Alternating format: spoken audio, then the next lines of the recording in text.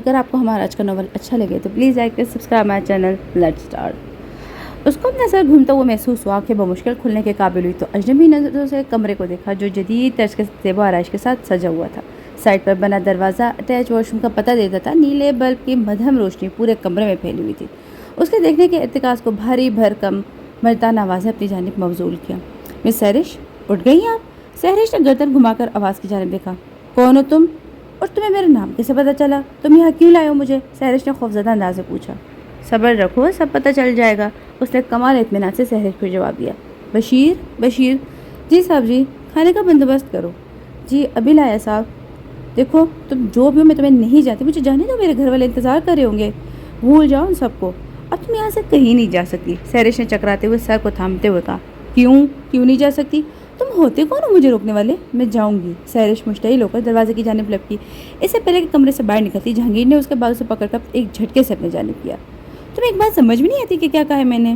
گرجدار آواز سہرش سہم گئی۔ وہ مجھے جانے دو۔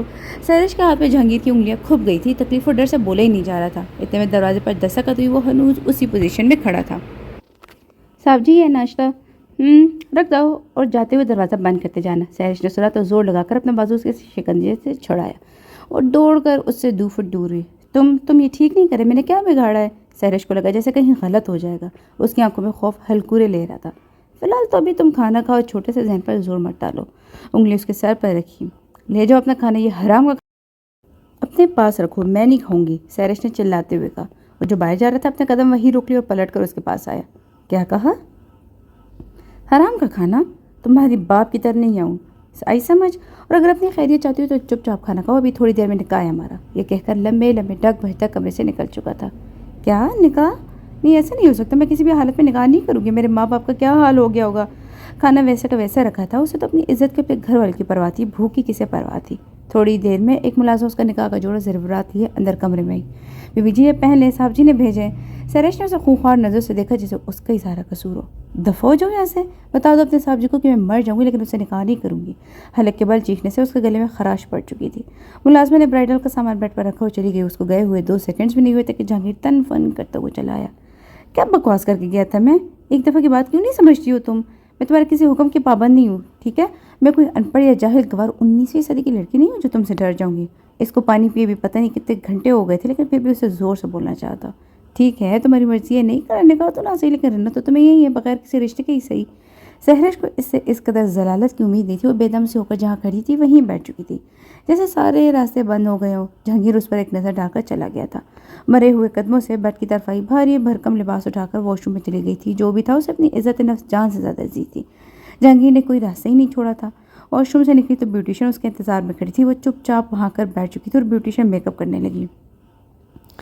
تو تم نفس کے غلام نکلے، میں بھی تمہیں بتاؤں کہ تم کیسے اپنی ہوس پوری کرو گے۔ سوگوار حسن پر میک اپ، اسی پر روسی قیمتی جوڑا جو دیکھنے میں لاکھوں کا لگ رہا تھا، اس پر نازک سا قیمتی زیور اس پر سچ کرو اور جگمگ کر رہا تھا۔ سامان سے ہی جہانگیر کی حیثیت کا اندازہ ہو رہا تھا، لیکن اسے ان سب سے کوئی سروکار نہیں تھا۔ جب دل ہی نہ ہو تو لاکھوں کا ہو یا کروڑوں کا، سب بےمعنی لگتے ہو۔ سب نے تو گھر جانے کی لگی ہوئی تھی۔ نکاح کے بعد جب سب کمرے سے چلے گئے تو جلدی سے واش روم کی جانب گئی۔ وہ جہانگیر کے سارے ارادوں پر پانی پھیرنے کا طے کر چکی تھی۔ جہانگیر جب کمرے میں آئے تو سہرش نے اپنے پرانے حلیے میں نظر آئی، البتہ چہرے پر پانی کے قطرے ابھی بھی موجود تھے۔ جہانگیر کو اندازہ تھا کہ کچھ ایسا ہی ہوگا۔ ہاں تو مسز جہانگیر کیسا لگ رہا ہے؟ سہرش نے اس کو جواب دینا ضروری نہیں سمجھا اور اس کی طرف سے رخ پھیر گئی تھی۔ وہ اس سے قریب آ کر بیٹھے اور جھٹکے سے بیڈ سے اتر چکی تھی۔ جہانگیر کو اس کی اس حرکت پر اپنی توہین کا احساس ہوا۔ ابھی وہ جوابی کارروائی کرنے ہی لگا تھا کہ اس کا موبائل تھر تھرانے لگا۔ اس نے موبائل کو کان سے لگایا۔ اس کے چہرے کے اتار چڑھاؤ سے پتہ چل رہا تھا کہ یقیناً کوئی بات سیریس تھی۔ مجھے ابھی جانا ہے لیکن تم فکر نہیں کرو، بہت جلد ملاقات ہوگی، یہ کہہ کر کمرے سے نکلتا چلا گیا۔ وہ جس موقع کی تلاش میں تھی وہ موقع مل چکا تھا۔ جہانگیر کو گئے ہوئے 2 گھنٹے ہو چکے تھے، باہر سے بھی کوئی بولنے کی آواز نہیں آ رہی تھی، رات کا آدھا پہر ہو رہا تھا، سب سو رہے تھے۔ اسے سوچا اس سے اچھا موقع نہیں ملے گا، گھر جا کر جہانگیر پر زبردستی نکاح کا کیس کر دے گی۔ اٹھی تو بٹا ٹھیک کر کے اپنے گرد اوڑھا، کھڑکی کھولی، ہوا کا جھونکا سے چھو کے گزرا۔ اسے گہرائی دیکھنا چاہیے لیکن گھپ اندھیرے کی وجہ سے کچھ نظر نہیں آیا، لیکن پھر بھی اللہ کا نام لے کر قدرت دل خراش چیخ نے پرسکون ماحول میں ارتعاش پیدا کر دیا۔ بی جی یہ کیا کر لیا آپ نے؟ صاحب جی ہمیں نہیں چھوڑیں گے۔ ملازمہ اس کی چیخیں سن کر دوڑ کر گھر کے پچھلے حصے میں گئی جہاں سے چیخوں کی آواز آ رہی تھی۔ سہرش روئے جا رہی تھی، درد ہی اتنا ہو رہا تھا کہ اسے کھڑا بھی نہیں ہوا جا رہا تھا۔ تھوڑی دیر میں جہانگیر بھی پہنچ چکا تھا اور اب سارے ملازم اس کے اتاب پر نشانہ بنے ہوئے تھے۔ اب اس کا رخ سہرش کی طرف تھا جو اپنا پاؤں پکڑے روئے جا رہی تھی۔ لب بھیج کر اس نے ملازمہ کو ڈاکٹر کو لانے کا کہا اور خود جھک کر سہرش کو اپنے پاؤں میں اٹھایا اور کمرے میں بیڈ پر لا کر بٹھایا۔ लब भींच कर उसने मुलाजिमा को डॉक्टर को लाने का कहा और खुद जो कर सैरिश को अपने बाजू में उठा और कमरे में बेड पर लाकर बिठा दिया। क्या ज़रूरत थी तुम्हें छलांग लगाने को और अब रो बैठ कर। सैरिश को उसकी बातों से इश्तियाल आ गया और फट पड़ी।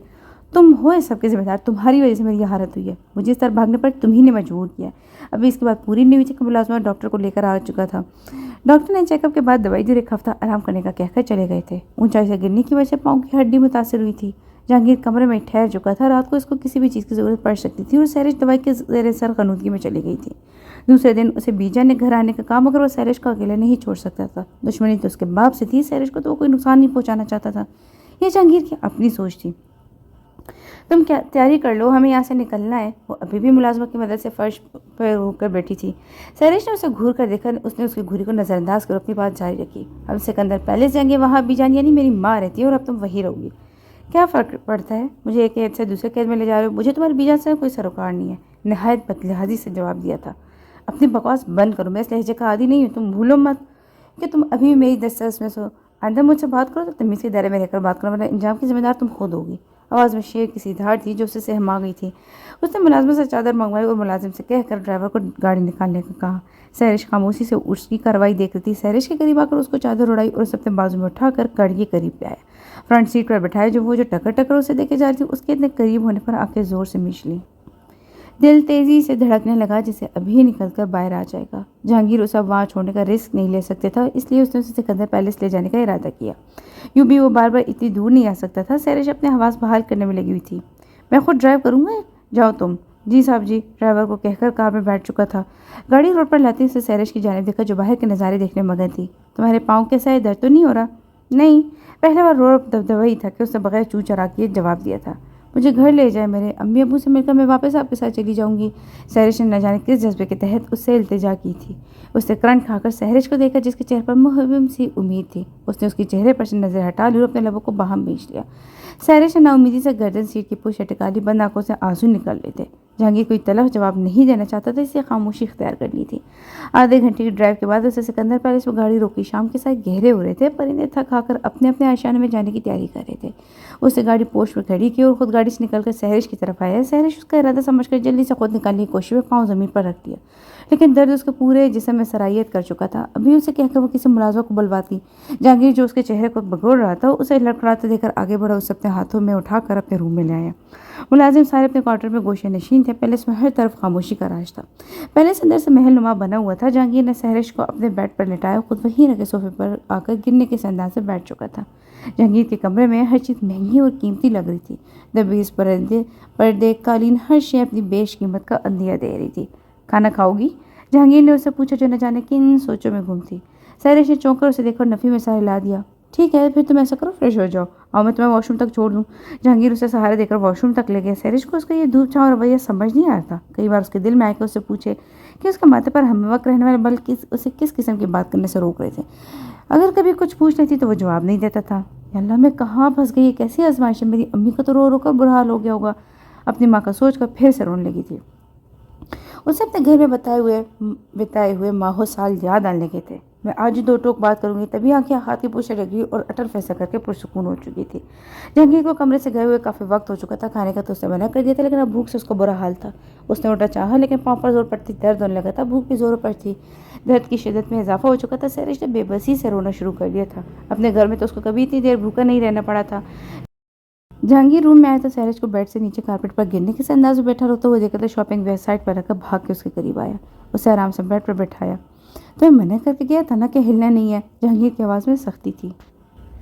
उसे अपने ऊपर भी गुस्सा आया था कि इतनी देर में क्यों आया। सहरिश ने बाकायदा जोरों शोर से रोना शुरू कर दिया था। जहांगीर को अपनी गलती का एहसास हुआ तो लब भींच लिए थे। फिर उठकर साइड टेबल पर रखे हुए जग से गिलास में पानी भरा और सहरिश को दिया। अब बताओ क्यों रो रही हो? जहांगीर ने अब के लहजा नॉर्मल कर लिया था। मुझे भूख लगी है, मैं किचन में जाना चाहती थी। दर्द की वजह से आगे न बढ़ सकी और गिर गई। सहरिश के चेहरे से बेबसी आया थी। हिचकी से उसका जिस्म लरज रहा था। जहांगीर को नदामत ने आ घेरा। किचन में आकर खुद खाना गर्म करके उसे दिया और खुद भी साथ खाने लगा। भूख तो उसे भी बहुत लगी हुई थी। सहरिश ने हिचकिचाते हुए खाना खाया था, जबकि जहांगीर ने अपना पूरा ध्यान खाने पर लगाया हुआ था, जैसे इससे ज़रूरी और कोई काम ही ना हो उसके लिए। खाने के बाद जहांगीर ने उसे दवा दी और खुद दूसरे रूम में जाकर सो चुका था। کافی سارے دن یوں ہی گزر گئے۔ سحرش کا درد اب ختم ہو چکا تھا، آہستہ آہستہ چلنے لگی۔ جب سے آئی تھی وہ کمر کی حد تک مقیم ہو کر رہ چکی تھی۔ ملازمہ اس کو 3 ٹائم کا کھانا کمرے میں دے جاتی تھی۔ جہانگیر اس دن کے پاس سے کمرے میں نہیں آیا تھا۔ جلدی جلدی اس نے اپنے بال بنائے، کپڑوں کی شکلوں کو ہاتھوں سے درست کیا۔ جب سے سکندر پیلس لائی گئی تھی ایک ہی سوٹ میں ملبوس تھی۔ جہانگیر تو اس دن کے بعد سے آیا ہی نہیں تھا کمرے میں، اس لیے چاروں نہ چار اسی سوٹ میں گزارا کرنا پڑا تھا۔ وہ ایک دن کے بعد کسی سوٹ کو دوبارہ نہیں پہنتی تھی اور آج یہ کام بھی اسے کرنا پڑ گیا تھا۔ مجبوری بھی عجیب شے ہے، وہ کام بھی کرنے پڑ جاتے جن سے دور دور تک واسطہ نہ رہا ہو۔ سوٹ کا ہمرنگ دوپٹہ سر پر اچھی طرح جمع کر کے کمرے سے باہر نکلی، ٹی وی لاؤنج میں آئی۔ ملازمہ اسے دیکھ کر جلدی سے اس کے پاس آئی۔ بی بی جی آپ کو کچھ چاہیے تو مجھے بتا دیں، آپ کیوں آ گئی؟ نہیں کچھ نہیں چاہیے۔ اس گھر میں کون کون رہتا ہے؟ سحرش نے سوچا کہ اس سے پوچھ لے۔ ہٹلر صاحب تو مگر ناک کو مکھی نہ بیٹھنے دے کر جا کے میری بات کا جواب اسے نفرت سے سوچتے ہوئے سر جھٹکا۔ اس گھر میں کون کون رہتا ہے؟ سحرش نے سوچا۔ بی جان اور صاحب جی رہتے ہیں، اکلوتی بہن کی شادی ہو گئی تو وہ چلی گئی۔ سحرش نے ہنکارا بھرا۔ ٹھیک ہے تو مجھے بی جان کے پاس لے چلو۔ جی اچھا، ملازمہ نے تابعداری سے کہا۔ لاؤنج عبور کر کے وہ ایک روم کی طرف بڑھی تو ملازمہ نے دروازہ نوک کر کے کھولا اور اندر چلی گئی۔ سحرش بھی اس کی تکلیف میں چل پڑی تھی۔ بی جان یہ آپ سے ملنا چاہتی ہیں۔ ملازمہ نے بی جان کو بتایا۔ بی جان نے سر کے اشارے سے اس کی بات کا جواب دیا تو ملازمہ کمرے سے نکل چکی تھی جبکہ سحرش وہیں کھڑی رہی۔ بی جان چکن کے سفید کپڑوں میں ملبوس، ہاتھ میں تسبیح لیے بیڈ پر بیٹھی ہوئی پروقار لگ رہی تھی۔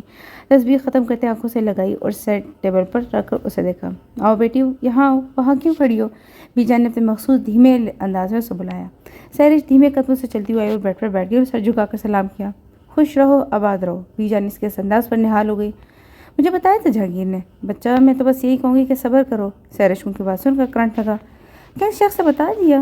چلو اچھا ہے، مجھے نہیں بتانا پڑا، اب یہ مجھے میرے گھر جانے دیں گی۔ ابھی وہ واپس جانے کے لیے ان سے کہتی کہ بی جان کی اگلی باتوں سے لے کر جیسے یہ محل اس پر آ گیا ہو۔ بہت سارے ماں باپ ہیں، تمہارے کیا کوئی اپنی اولاد کے ساتھ ایسا بھی کر سکتا ہے؟ جی؟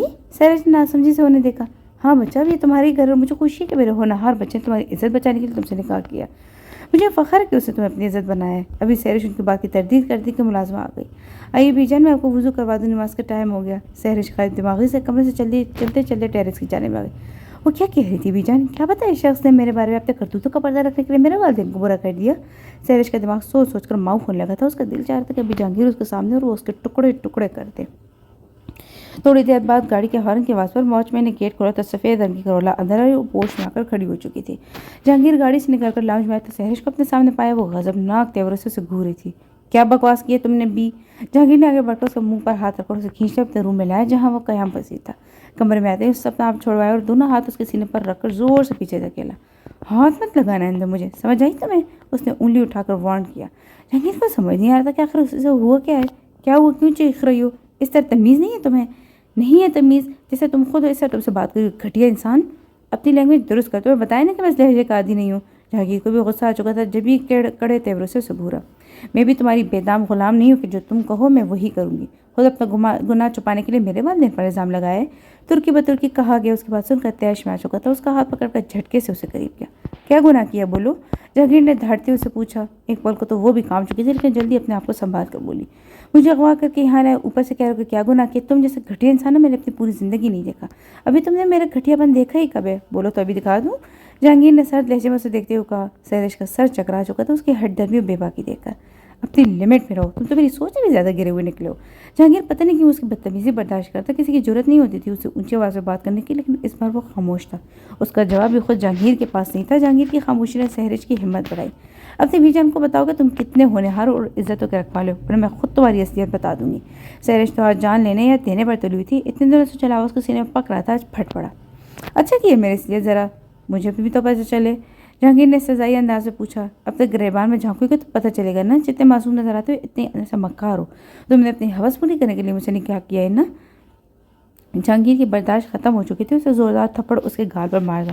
وہ توازن برقرار نہ رکھ سکی اور ڈریسنگ ٹیبل سے ٹکرا کر نیچے جا گری۔ گرنے کی وجہ سے بال کھل کر منہ کو چھپا گئے تھے۔ اگر مجھے ہوس ہی پوری کرنی ہوتی تو تم سے نکاح کر رکھڑا نہ پالتا۔ بولو کب تمہارے قریب آیا ہوں، تم اپنے باپ کو بوئے وہ کاٹ رہی ہو، اب ساری زندگی اپنے باپ کا گناہ کا کفارہ ادا کرو گی۔ وہ یہ کہہ کر دروازے کو ٹھوکر مارتا ہوا باہر نکل چکا تھا۔ سحرش کا ہونٹ پھٹ چکا تھا، پونی پوری چھل چکی تھی، سر زمین سے لگنے کی وجہ سے وہ بے ہوش ہو چکی تھی۔ جس کو کبھی پھولوں کی چھری سے بھی نہ مارا گیا ہو، اس کی پڑھنے والی سے برداشت نہیں کر سکی تھی۔ واچ مین نے گیٹ کھولا تو پجارو برقرفتاری سے پوش میں داخل ہوئی۔ یہاں سر خان زادہ بجاروں سے نکلے اور خان زادہ ہاؤس میں داخل ہوئے۔ انہیں دیکھتے ایک ملازم نے آگے بڑھ کر ان کا بریف کیس اور کوٹ تھاما، جبکہ دوسرے ملازمین نے پانی کا گلاس آگے کیا۔ مخملی کارپیٹ پر وہ جوتا سمیت لاؤنج میں اندر داخل ہوا۔ پیاری سی منموہنی صورت، میدہ جیسی صاف رنگت، چمکتی ہوئی آنکھیں، کٹے ہوئے بال ماتھے پر بکھرے ہوئے تھے جنہیں وہ بار بار ہٹا رہی تھی۔ مخروطی انگلیاں تیزی سے لیپ ٹاپ پر حرکت کر رہی تھی۔ نازک سراپا بلا شبہ پری کی مانند لگ رہی تھی، ہاتھ لگانے سے میلی ہو جاتی تھی۔ سہرش صوفے پر بیٹھی ہوئی انہماک سے گیم کھیلنے میں مصروف تھی۔ Sehar my child, how are you? Oh dad, what a pleasant surprise. Sehrish نے یاسر خانزادہ کی آواز پر گردن موڑ کر دیکھا جو چہکتی ان کے گلے لگی۔ ڈیڈ، آپ کو میں نے کتنا مس کیا، اتنے لمبے ٹور پر گئے ہوئے تھا۔ سہرش نے لاڈ سے شکوہ کیا۔ اوہ میرا بیٹا، کل کا پورا دن آپ کا، کل ہم شاپنگ پر جائیں گے، گھومیں گے اور ڈنر بھی۔ اوہ ڈیڈ، آپ بہت اچھے ہیں۔ چلو میں ذرا فریش ہو جاؤں۔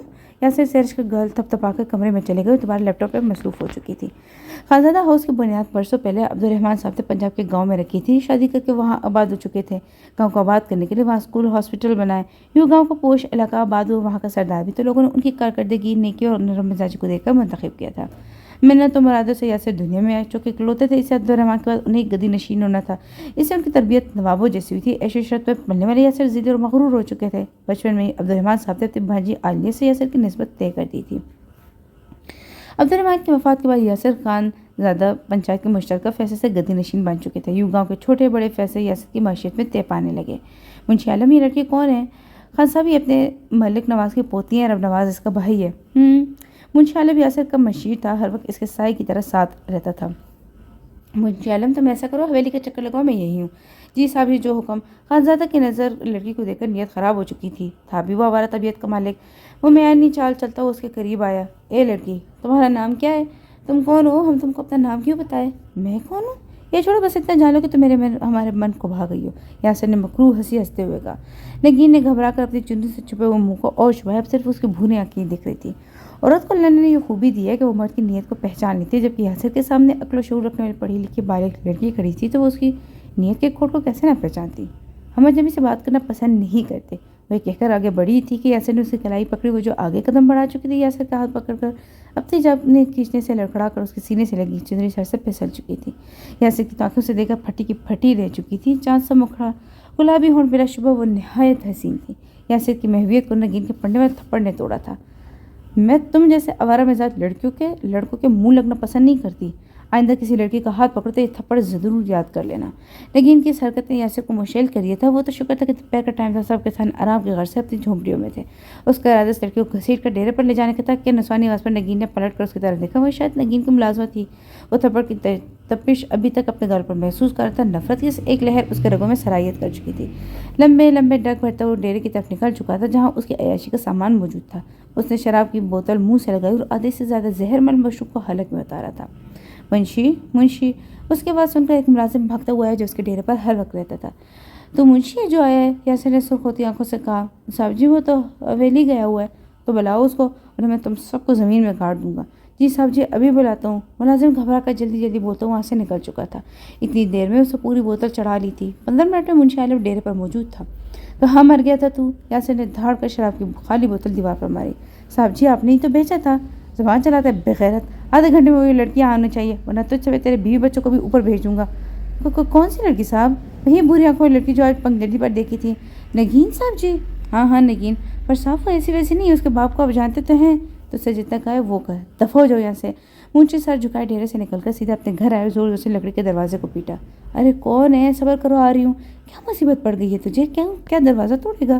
سیدہ نے منشی کو دیکھتے ہوئے کہا۔ تو ایسا کر جلدی سے ملک نواز کی حویلی جا۔ پر میں تو ابھی تھوڑی دیر پہلے ہی سارے کام نپٹا کر آئی ہوں وہاں سے۔ زیادہ بڑبڑ نہ کر، جو کہہ رہا ہوں وہ کر، منشی نے غصے سے کہا۔ پر میں وہاں جا کر کیا کروں؟ سیدہ نے الجھ کر منشی کو دیکھا۔ تو وہاں جا اور چپ چاپ نگین بیوی کو یہاں لے آ۔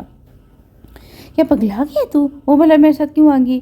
پی رکھی ہے کیا تو نے؟ ایک جھانپڑ لگاؤں گا، جو کہہ رہا وہ کر، ورنہ تیرے ماں بابا کے گھر چھوڑاؤں گا۔ منشی نے گھر آتے ہی دھمکی دی۔ سیدہ نے اس کے انداز پر گھبرا چکی تھی، جلدی سے چادر لے کر ملک حویلی روانہ ہو چکی تھی۔ ملک حویلی میں سیدہ نے نیا کام کاج شروع کیا تھا۔ اسے وہاں 5-6 مہینے ہوئے تھے۔ نگین کے کام زیادہ تر وہی کرتی تھی اور اپنے کام کاج کی وجہ سے حویلی کے لوگ کے نزدیک ہو چکی تھی۔ چوکیدار نے سیدہ کو دیکھ کر دروازہ کھولا، جلدی جلدی حویلی میں داخل ہوئی، نگین کے کمرے کا دروازہ بچایا۔ گاؤں میں عموماً لوگ مغرب کے بعد سونے کے عادی تھے۔ حویلی کے لوگ بھی اپنے اپنے کمروں میں بند ہو چکے تھے۔ کافی دیر دستک کے بعد نگین نے آنکھیں ملتے ہوئے دروازہ کھولا۔ بیوی جی، کیا میں اندر آ جاؤں؟ ہاں آؤ، پر تم تو چلی گئی تھی، دوبارہ کیوں آئی؟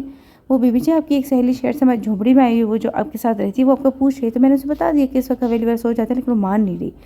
ڈر گئی کہ مجھے گوار سے سمجھانے پر بھی راضی نہیں ہو رہی اور کہہ رہی ہے کہ حویلی لے کر چلو، اگر میں اسے یاد آتی تو بڑے صاحب غصہ ہوتے، اس لیے آپ سے پوچھنے آ گئی۔ میری سہیلی ذہن پر زور ڈالنے سے اسے یاد آئی شہینہ اس کے گھر آنے کا تو کہہ رہی تھی، لیکن اتنی جلدی؟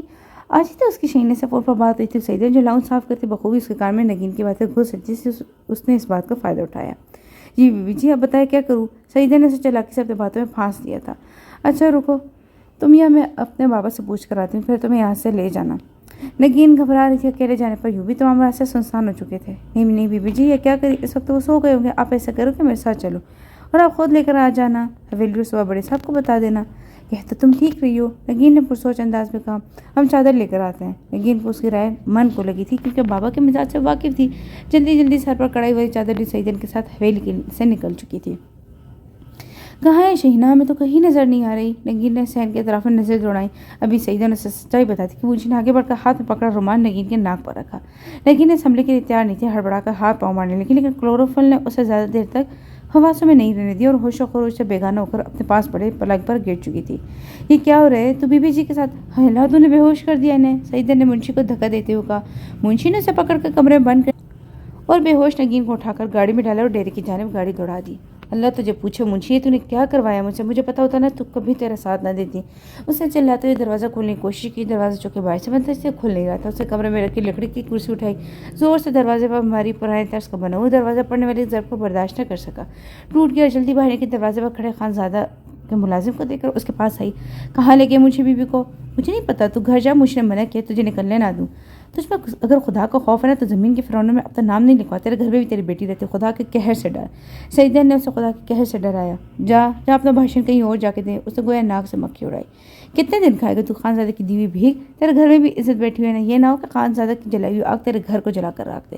سعیدہ کی باتوں نے اس پر اثر کیا، اسے سعیدہ کو ساری حقیقت بتا دی، جسے سن کر سعیدہ نے اپنے دل پر دونوں ہاتھ دھرے اور زور سے منشی سمیت خانزادہ کو کوسنے لگی۔ اللہ کی مار پڑے منشی، تجھے میں کیا منہ دکھوں گی؟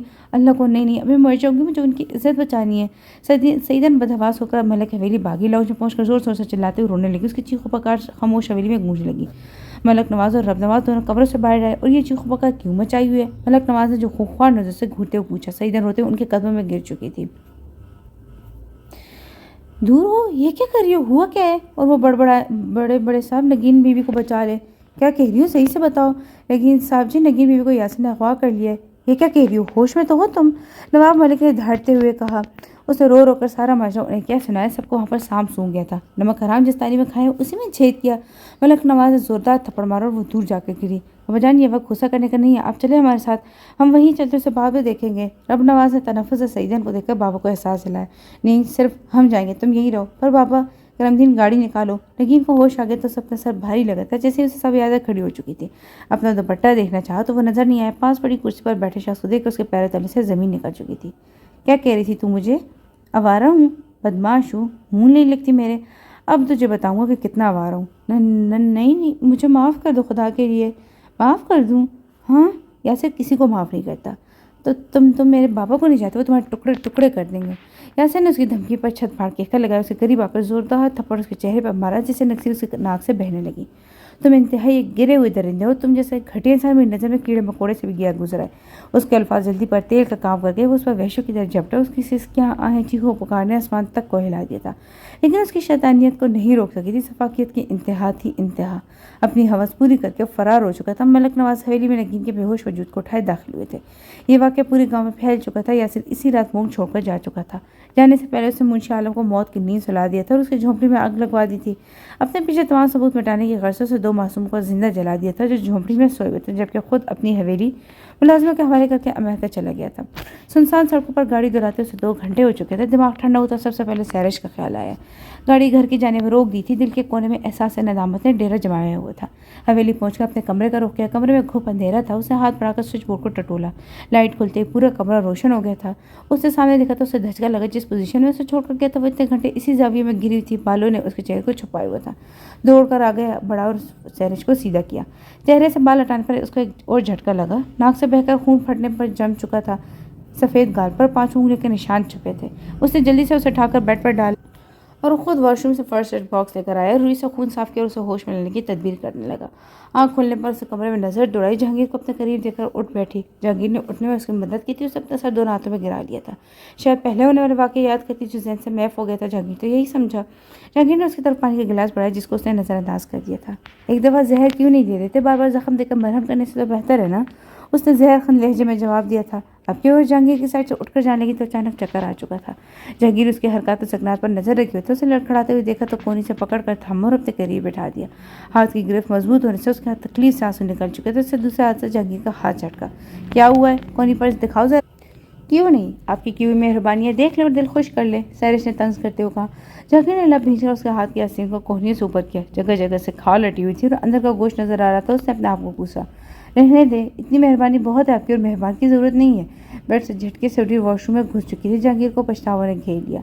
تم اپنے گھر جاؤ گی؟ وہ جو کب سے اپنے ہاتھوں کی لکیروں کو دیکھ لی، کرن کھا کر جہانگیر کے الفاظوں کو غور کرنے لگی۔ کیا تم اپنے گھر جانا چاہتی ہو؟ جہانگیر نے شاید اس کا تاثرہ بھانپ لیا جبھی اس بار اونچی آواز میں کہا تھا۔ گھر؟ اس سے زیر لب دہرایا۔ ہاں، جہانگیر نے جب جواب میں خاموشی پائی تو دوبارہ بول اٹھا۔ 5 منٹ تک ریڈی ہو جاؤ، میں تمہارا گھر چھوڑنے جاتا ہوں۔ کیا تم سچ کہہ رہے ہو؟ سیرش نے خدشے کے زیر اثر پوچھا۔ بالکل سچ، جہانگیر نے اسے یقین دلایا۔ ایک ہفتے تک اسے اپنی کم ہمتی پر غصہ آ رہا تھا، اس کا تو سب میں قصور تھا ہی نہیں، اس کی تو ساری باتیں ٹھیک تھی، کہیں نہ کہیں اسی سے ہو رہی تھی۔ اس نے اس کی سزا ختم کرنے کا سوچ لیا تھا جس پر وہ عمل کر رہا تھا۔ وہ بیوی جی سے آخری دفعہ مل کر گاڑی میں آ بیٹھی جس پر جہانگیر پہلے ہی موجود تھا۔ گاڑی اپنے منزل پر گامزن ہو چکی تھی، کس کو کیا پتا تھا کہ منزل شاید ابھی نہیں تھی۔ گاڑی میں موجود 2 نفوس اس بات سے بے خبر اپنی اپنی سوچوں میں مگن محو سفر تھے۔ گاڑی جیسے ہی خانزادہ ہاؤس کے پوش میں رکی، سہرش اپنی کار کی طرف دروازہ کھول کر جہانگیر کا انتظار کیے بغیر ہی اندر کی طرف بھاگی۔ اس سے اس بات سے کوئی سروکار نہیں تھا کہ وہ اس کے ساتھ جائے یا نہیں۔ جہانگیر جو جانے کے لیے گاڑی ٹرن کرتا تھا پھر کچھ سوچ کر اندر کی جانب بڑھ چکا تھا۔ بلاؤز میں داخل ہوتے ہی اس کے قدم اندر سے آنے والی آوازوں نے باہر روک دیے۔ کیوں آئی ہو ابھی؟ ہاں، ہماری عزتوں کا جنازہ نکال کر یاسر کی گرجدار آواز سے سحر کی ساری خوش فہمیوں کے پرزے کر دی تھے۔ وہ جو یہ سوچ کر آئی تھی کہ اپنے ماں باپ سے مل کر اپنے سارے درد مٹائے گی، اس کی نوبت ہی نہیں آئی۔ نہ جانے کیا کیا سوچ کر آئی تھی، اپنے اوپر ڈھیر جانے والے ہر ظلم کا ازالہ کرے گی اور بتا دے گی جہانگیر کو کہ وہ کوئی کھلونا نہیں ہے جسے جب چاہا توڑ دیا اور جب چاہا اس کا تماشا بنا لیا۔ لیکن کس بلبوتے پر؟ باپ نے تو اس کو سننے سے پہلے ہی سزا میں اضافہ کر دیا تھا۔ وہ بے یقین سے یاسر خانزادہ کو ٹکر ٹکر دیکھے جا رہی تھی۔ ڈیرا میری بات تو سنے بغیر مجھ پر الزام نہیں لگا سکتے، اپنی سسکیوں کو دباتے ہوئے احتجاجاً کہا تھا۔ 6 مہینے تم غائب تھی، پھر اچانک تم ہنسی خوشی اتنے دنوں بعد آئی ہو، تمہیں کیا بات سمجھوں؟ یاسر خان نے بے لچک انداز میں کہا تھا۔ اب اس کی بات تو سن لیں۔ رابعہ بیگم نے یاسر کو گھور کر دیکھا۔ تم اپنے کمرے میں جاؤ، یہ تمہارا مسئلہ نہیں ہے، تم اپنی کلب اور پارٹیز کی فکر کرو۔ رابعہ یاسر سے شادی کر کے لاپرواہ ہو گئی تھی، دولت کی تو ریل پہ پہلے ہی تھی اور شادی کے بعد انہیں گھرداری سے کوئی رغبت نہیں تھی، اس لیے وہ سیرش کو دنیا میں لانے کے بعد اس سے بالکل بے پرواہ ہو چکی تھی۔ یاسر پھنکا کر سیرش سے کہا۔ رابعہ کو جیسے ایسا لگا جیسے کسی نے اس کے منہ پر تیزاب پھینک دیا ہو۔ وہ یاسر کے پل میں بدلتے تیور پر ہونک سے رہ چکی تھی۔ تمہیں میں نے دنیا کی نظر سے بچا کر پھولوں کی طرح سینچ کر بڑھا کیا اور تم نے کیا دیا؟ بدلے میں ذلت اور رسوائی۔ یاسر نے سیرش سے شکوہ کیا، اسے اپنی آواز کسی گہری کھائی سے آتی محسوس ہوئی۔ تو کیا کہتے ہو یاسر خانزادہ، پسند نہیں ہے تمہیں یہ ذلت رسوائی؟ تبھی عقب سے جہانگیر کی آواز پر وہاں موجود سارے نفوس نے انٹرسٹ کی جانب دیکھا۔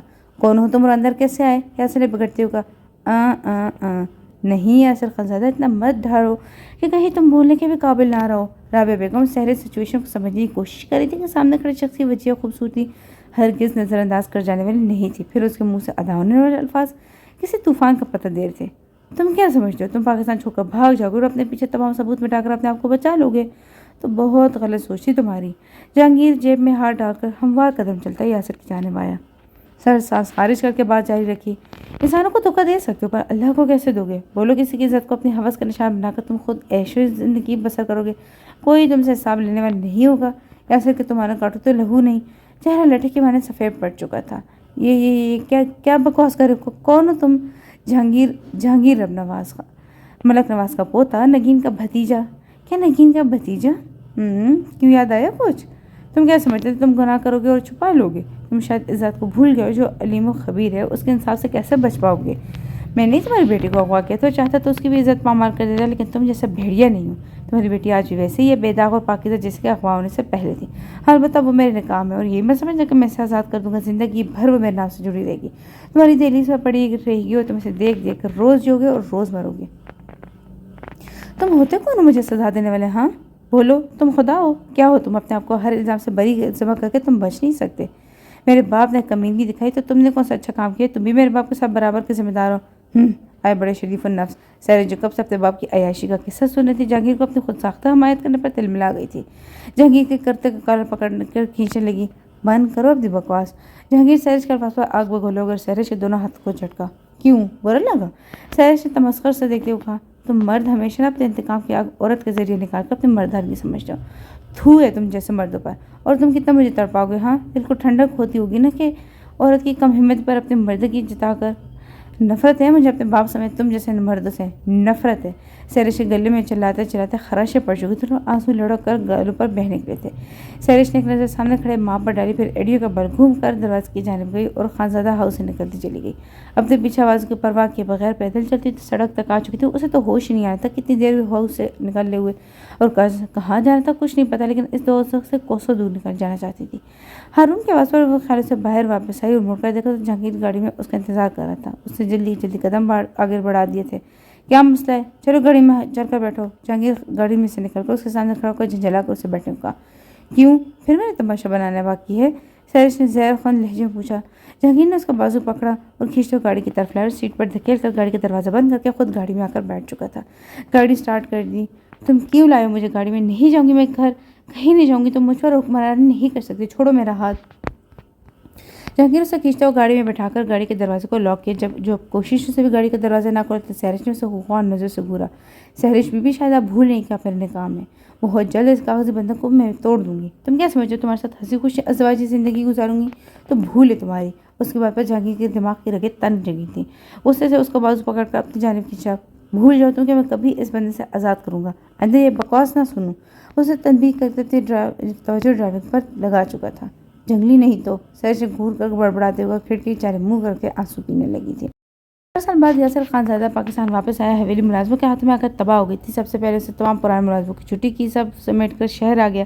وہاں اس نے علی بیگم سے شادی کی، یوں شہریت کی زندگی بسر کرنے لگا۔ وہیں اس نے اپنا بزنس سٹارٹ کیا۔ شادی کے 1 سال بعد اس کے ہاں سہرش کی پیدائش ہوئی۔ سہرش کی دیکھ بھال کے نوکروں کی لائن لگا دی تھی۔ اسکول بھی وہ پروٹوکول کے ساتھ جاتی تھی۔ یہ یاسر اسے باہر لے جاتا تھا۔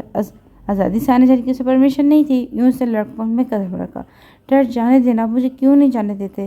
سہرش مارکیٹ جانے کے لیے یاسر کو منا رہی تھی، لیکن اس کے دل میں خوف تھا جس کے منا پر سہرش کو نکلنے نہیں دیتا تھا۔ میری جان آپ کی بھلائی کے لیے کہہ رہی ہوں، اگر آپ چھوٹی ہو نہیں سمجھو گی۔ نہیں ڈیڈ، آج آپ بتا ہی دے کہ آپ مجھے باہر کیوں نہیں جانے دیتے؟ سہرش نے ضدی لہجے پوچھا۔ ہر بات بتانے کی نہیں ہوتی، جاؤ اپنے روم میں۔ البتہ یہ کہ اب یاسر نے سختی سے ڈانٹا تو منہ بنا کر اپنے کمرے میں چلی گئی تھی۔ دوپہر سے رات ہو گئی تھی، مسلسل اپنے کمرے میں بند تھی۔ ملازمت 2-3 دفعہ کھانے کی ٹیبل پر بلانے آئی، لیکن وہ نہ آئی تو آخرکار یاسر کو اس کی ضد کے آگے گھٹنے ٹیکنے پڑے۔ ابھی وہ مارکیٹ سے نکل ہی رہی تھی کہ ایک وین اس کے پاس آ کر رکی اور دیکھتی دیکھتی سہرش کو غائب ہونے میں ٹائم نہیں لگا تھا۔ جس تیزی سے وین اس کی طرف آئی تھی، اس طرف برق رفتاری سے دھول اڑاتی ہوئی نکل چکی تھی۔ وہاں لوگ جو اپنے کام میں مصروف تھے ویسے ہی رہے، کسی کو کچھ خبر نہیں۔ جیتا جاگتا انسان وہاں سے غائب ہو چکا تھا۔ سہرش کو 5 مہینے ہو چکے تھے جب سے اسے باپ کی کمینگی کا پتہ چلا تھا۔ اسے مرد سے نفرت ہو گئی تھی۔ وہ ملک حویلی آ تو گئی تھی، لیکن گمسم رہتی تھی، نہ کسی سے بات کرتی، نہ جہانگیر سے لڑتی تھی، گھنٹوں ایک ہی زاویے میں بیٹھی رہتی۔ کھانا دو تو کھا لیتی، نہ دو تو بھوکی رہتی۔ جہانگیر نے کئی دفعہ سے بات کرنے کی کوشش کی، لیکن جواب میں خاموشی ملتی۔ 1-2 دفعہ تو بی جان نے بھی بلوایا، لیکن وہ ٹس سے مس نہ ہوئی۔ بی جان فالج کی مریضہ تھی۔ جب انہیں رب نواز کی خودکشی کرنے کی اطلاع ملی تو اپنے پاؤں پر کھڑی نہ رہ سکی۔ گرنے اور صدمے کی وجہ سے ان کے فالج کا اٹیک ہوا تھا۔ رب نواز کو قتل کر کے خودکشی کا نام دینے والے بھی یاسر کا ایک نوکر تھا۔ وہ واش روم سے باہر نکلے، سامنے صوفے پر جہانگیر کو بیٹھے ہوئے دیکھا تو اپنے دوپٹے کی تلاش میں بیٹھ پر آئی۔ دوپٹہ اوڑھا خود جا کر کھڑکی کے پاس کھڑی ہو گئی۔ مجھے تم سے ایک بات کرنی ہے، یہاں آؤ۔ جہانگیر نے اسے کھڑا دیکھ کر اسے پاس آنے کا کہا۔ سہرش نے ایسے ریئیکٹ کیا جیسے اس نے سنا ہی نہ ہو۔ دیکھو، تم مجھے مجبور کر رہی ہو کہ میں تم سے سختی سے بات کروں۔ سہرش پر خاطر خواہ اثر ہوا اور چھوٹے چھوٹے قدم اٹھاتی ہوئی بیٹھ پر ٹیک گئی۔ تمہارے باپ کا انتقال ہو گیا، جہانگیر نے سر جھکاتے ہوئے بتایا۔ سہرش کا چہرہ سفید پڑ چکا تھا جیسے خون ہی نہ ہو۔ جہانگیر نے ٹھٹک کر اسے دیکھا۔ جہانگیر اٹھ کر اس کے پاس آیا، اسے شانے سے پکڑ کر ہلایا۔ ایک دم سہرش کے ساکت وجود میں حرکت ہوئی۔ سہرش کے لمبے لمبے کہکوں سے پورا کمرہ گونجنے لگا۔ جہانگیر نے اس کی آنکھوں میں جھانکا جہاں ویرانی چھائی ہوئی تھی۔ سہرش کیوں ہنس رہی ہو؟ اب کہ اس کے کہکے بلند ہونے لگے تھے۔ جہانگیر کو وہ کوئی دیوانی لگی جو اپنا سب کچھ لٹائی ہو۔ کیا پاگل ہو گئی ہو؟ جہانگیر نے دھاڑ کر اسے جھٹکا۔ ہاں پاگل ہو گئی ہوں، سنا تم نے؟ میں پاگل ہو گئی ہوں۔ تمہیں تو خوش ہونا چاہیے کہ تم نے لے لیا اپنا بدلہ، اپنی پھپھو کی تباہی کا بدلہ تم نے مجھ سے لے لیا۔ میرا باپ مر گیا اور مجھ نصیب کو دیکھو آخری بار دیکھ بھی نہیں سکی۔ کیا کیا قصور تھا میرا؟ بتاؤ مجھے کیا قصور تھا میرا؟ اس کے آنسو آنکھوں سے رواتے، آواز میں سختی تھی۔ جہانگیر نے اس کا ہاتھ پکڑ سے کھینچتا وہ حویلی کے کمرے میں لایا۔ کمرے میں گھپ اندھیرا تھا۔ جہانگیر نے لائٹ جلائی۔ کمرہ بالکل صاف ستھرا لیکن سادہ تھا۔ کونے پر جانواز پر ایک خاتون تصویر پڑی تھی۔ لائٹ جلنے پر اس خاتون کے ساکن وجود میں جنبش ہوئی اور آنکھیں بمشکل کھولنے کی کوشش کرتی۔ ان کا کیا قصور تھا؟ بولو کیا قصور تھا ان کا؟ تمہارا باپ تو چلا گیا جنسا، لیکن ان کے انصاف کا کیا؟ بولو۔ سہرش رونا بھول کر پھٹی پھٹی آنکھوں سے نگین کو دیکھ رہی تھی۔ نور ہی نور تھا ان کے چہرے پر۔ صاف شفاف چہرہ چادر کے ہاتھ میں کسی چاند کے ماننے لگ رہا تھا۔ جہانگیر کون ہے یہ؟ کس کو تم میرے کمرے میں لائے ہو؟ نگین کی آواز میں لرزاہٹ اس کے بڑھاپے کی دہلیز پر قدم رکھنے کا پتہ دے رہی تھی۔ نگین کی آواز پر سہرش کا سکتہ ٹوٹا جا کر نگین کے گھٹنوں میں بیٹھ گئی اور زور زور سے رونے لگی، یہاں تک کہ اس کی ہچکیاں بن چکی تھی۔ دل تاکہ پھر بھی پرسکون نہیں ہو رہا تھا، نہ جانے وہ اپنے ہو جانے والے نقصان پر رو رہی تھی یا نگین کے طے کرتے سبق کی سیڑھیوں پر افسوس کر رہی تھی۔ کیا ہوا بیٹا؟ کون ہو تم اور رو کیوں رہی ہو؟ نگین نے سوالیہ نظروں سے جہانگیر کو دیکھا جو استعداد وہی دروازے کے قریب ہی کھڑا رہ گیا، پھر لرزتے وجود کو دونوں ہاتھوں سے سہارا دے کر بٹھایا۔ میں وہ ہوں جس سے آپ کے بھتیجے نے آپ کے ساتھ ہو جانے والے ظلم کا بدلہ لیا۔ آپ میں اور اس میں فرق کتنا ہے کہ آپ کی جسم اور روح پر داغ ہے جبکہ میری روح پر داغ لگا ہے۔ ہم دونوں چلتی پھرتے لاشیں، ہم دونوں کے قصوروار صرف اور صرف مرد ہی ہے۔ یہ کیا کہہ رہی ہے؟ کون ہو تم؟ میں یاسر خانزادہ کی بدنصیب بیٹی ہوں۔ سہرش نے روتے ہوئے سر جھکا لیا جیسے سارا جرم اسی کا ہو۔ سالوں پہلی حویلی میں جو قیامت گزری تھی شاید اس کے انصاف کا دن آج تو آنکھیں پھاڑے اپنے سامنے بیٹھے مجرم کی بیٹی کو جھکا ہوا سر دیکھ رہی تھی۔ اپنی التجائیں، سیسکیاں، رونا سب ایک فلم کی طرح اس کے ذہن میں آ چکا تھا۔ انہیں سمجھ میں نہیں آتا کہ روئے یا ہنسے۔ سالوں پہلے دیے جانے والے زخم پھر سے تازہ ہو چکے تھے۔ اس کی آواز بے آنسو بہہ رہے تھے۔ اس لڑکی کو روتا اور سسکتا ہوا دیکھ کر انہیں اپنا سسکنا یاد آ چکا تھا۔ وہ بھی تو ایسے یاسر کی منت سماجت کرتی۔ جہانگیر سامنے کھڑا ان کو یاسر لگا جو آہستہ آہستہ قدم بڑھاتا ہوا ان کی طرف آ رہا تھا۔ قریب مت آنا، تم نے میری زندگی تو برباد کر دی لیکن میں اس کی عزت پر آج نہیں آنے دوں گی۔ نگین ہسٹری انداز میں چیختی، در و دیوار اس کے چیخ سے لرز اٹھے تھے۔ جہانگیر جہاں تھا وہی برف ہو گیا تھا۔ اسے زمین و آسمان گھومتے ہوئے نظر آنے لگے، کانوں میں جیسے کسی نے پگھلا ہوا شیشہ انڈیل دیا ہو۔ نگین نے سہرش کو اپنے آغوش میں کسی ننھی سی جان کی طرح سمو لیا تھا جیسے ماں اپنا بچہ چھین جانے کے ڈر سے اپنے اندر چھپا لیتی ہے۔ نگین کو اتنے سال کسی ملازم نے بات کرتے ہوئے نہیں دیکھا تھا اور اب ان کی چیخ سن کر بی جان ویل چیئر پر نگین کے کمرے میں آئی۔ نگین نے بی جان کو دیکھا تو سہرش کو لیے لپک کر ان کے پاس آ گئی۔ بی جان اور بی جان آ گیا وہ۔ نگین اس بھیانک دن میں چلی گئی تھی اور سہرش کو اپنا بچہ سمجھ کر چھپائے ہوئے تھے۔ ہونوں کی طرح انہیں تو کبھی جہانگیر کو دیکھ رہی تھی جس کا چہرہ لٹھے کی مانند سفید پڑ چکا تھا۔ نگین کی حالت خراب ہونے لگی تھی۔ بی جان نے اشارے سے جہانگیر کو جانے کا کہا تھا اور وہ ہر ہوئے جواری کی طرح وہاں سے چلا گیا تھا۔ نگین کو ایک ہفتہ لگا تھا واپس زندگی میں لوٹنے کا اور اس ایک ہفتے میں دو نفوس کو اپنے آپ سے نفرت ہو گئی تھی۔ نگین تو واپس آ گئی تھی لیکن دونوں کو واپس آنے میں شاید ابھی وقت تھا۔ سہرش کو اپنے باپ سے نفرت سی محسوس ہو گئی تھی کہ اس حوث نے ایک جیتے جاگتے وجود کو زندگی جینے والی ہسم کھلیوں جیسی نگین کو رون دیا تھا، جینے کی رمق کو فنا کر دیا تھا۔ اس کا دل چاہ رہا تھا کہ اپنے باپ کا گریبان پکڑ کر کہے کہ کیا قصور تھا اس کا اور میرا۔ جہانگیر تو اس دن کے بعد سے گھر آیا ہی نہیں تھا۔ اس کا دل چاہ رہا تھا کہ خودکشی کر لے اسے۔ نگین کی آنکھوں کی وحشت، ڈر، خوف، نفرت بھلائے نہیں بھولتی تھی۔ بی جان کے 1000 بار بلانے پر وہ آ تو گیا تھا اور خود بی جان کے گھٹنوں میں سر دیے بیٹھا تھا۔ بی جان کے سمجھانے پر آج وہ ہمت کر تو نگین کے روم میں موجود تھا۔ نگین کے آنسو رواتے مصلی پہ بیٹھ کے تسبیح پڑھنے میں لگی ہوئی تھی۔ جہانگیر نے آگے بڑھ کر ان کے آنسو صاف کے شاید ابھی وہ کچھ کہتا کہ پڑھنے والے تھپڑ سے اس کے بعد منہ میں ہی رہ چکی تھی۔ افسوس ہوا مجھے تم پر جہانگیر، بھیا نے تمہیں یہی سکھایا تھا۔ جہانگیر سر جھکایا، انہیں پہلی دفعہ سن رہا تھا ورنہ وہ اس کی بات کا جواب اشاروں میں ہی دیتی تھی۔ تمہیں اور یاسر میں کوئی فرق نہیں رہا، جاؤ تم یہاں سے، آئندہ مجھے اپنی شکل نہ دکھانا۔ جہانگیر الٹے قدم واپس لوٹ گیا اور کمرے میں نگین کی دبی دبی سسکیاں گونجنے لگی۔ نگین اس واقعے کے بعد چلتی پھرتی لاش بن چکی تھی، کبھی بیٹھے بیٹھے ہنسنے لگتی، کبھی چیخوں سے پوری حویلی گونجتی۔ ایسے میں ان کو سنبھالنے والا نہ سمجھ جہانگیر تھا جس نے چھوٹے چھوٹے ہاتھوں سے اپنے دادا اور باپ کو لحد میں اتارا تھا۔ جہاں چھوٹی عمر میں اس کے ناتواں قد پر ذمہ داری عائد ہو چکی تھی، وہیں اس کے کچے ذہن میں یاسر خانزادہ کی طرف سے نفرت پنپ رہی تھی۔ اسی نفرت اور غیرتوں سے جہانگیر سے یاسر بنا دیا تھا۔ جہانگیر کو اپنے آپ سے نفرت ہونے لگی تھی۔ اسے یہ بات اندر ہی اندر مار رہی تھی کہ اس کو پوپو نے اسے یاسر تشبیہ دی ہے۔ اس کو دل چاہ رہا تھا کہ ساری دنیا کو آگ لگا دے، تہس نہس کر دے اپنے وجود سمیت ہر شے کو۔ آنکھیں جیسے خشک ہو چکی تھی، آنسو نے بھی ساتھ چھوڑ دیا تھا۔ ہر وقت رونے کی وجہ سے اس کی آنکھوں کے نیچے ہلکے پڑ چکے تھے، آنکھیں رو رو کر سرخ ہو گئی تھی۔ باپ جیسا بھی تھا تو باپ بھی اس کا غم سہرش کو اندر ہی اندر مار رہا تھا۔ کچھ نہ کہیں باپ کے جنازے کو ہی دیکھ لیتی۔ جہانگیر کمرے میں آئے تو روز کی طرح آج بھی وہ ہنوز اسی حالت میں بیٹھی تھی۔ روز کی طرح آج بھی اس کے اندر ملال نے گھیرا جمایا تھا، لیکن آج جہانگیر نے سہرش سے بات کرنے کا تہیہ کر لیا تھا۔ کیوں رو رو کر خود کو ہلکان کر رہی ہو؟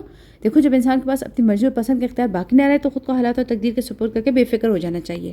اس کے انداز میں اپنائیت تھی، محبت تھی، وہ اس کا دھیان مٹانا چاہ رہا تھا، لیکن یہ محبت سہرش کو خار بن کر چبھی۔